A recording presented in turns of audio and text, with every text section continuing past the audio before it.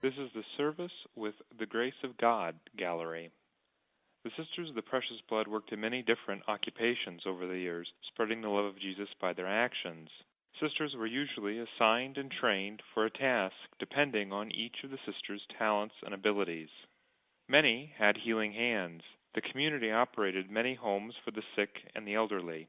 Knipe Springs, located near Rome City, Indiana, was a place for lay adults to come and experience water and tea therapy, which the sisters staffed from 1901 until 1976. They also operated homes for the aged in Dayton, Ohio, Flint, Michigan, and Loniger, Indiana. The Sisters of the Precious Blood also operated many orphanages. The cholera epidemic in the early 1850s left many children parentless. The Sisters of the Precious Blood responded generously to the care that these children needed and began orphanages in Minster, Ohio, shortly after the illness. They later took over St. Joseph's Orphanage in Dayton when it needed staffed in 1891. The Sisters offered many retreats here at Maria Stein, and the lay retreat movement began early in the 1950s. Many folks have memories of lodging in the old west wing of the former Mother House. In the mid-1960s, when retreats were becoming so popular, they had to enlarge and built the retreat house behind the shrine.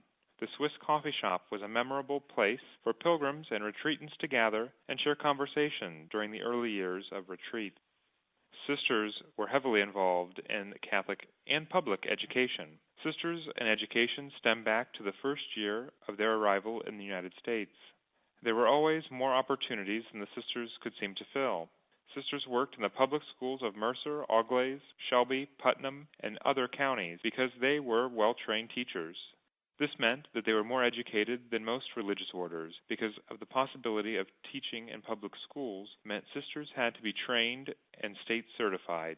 The last sister left public schools in 1996. Finally, the former convent door is visible here. This was the door of the original 1901 Mother House that you're standing in here in Maria Stein. It reflects the somewhat cloistered nature of the sisters' lives. If you knocked, the sister, who was porter, would open the small round opening and speak with you. If you were picking something up, say hosts or candles, she would open up the rectangular opening and pass them through to you. If you were a young girl wanting to become a sister, they would open up the entire door and invite you in.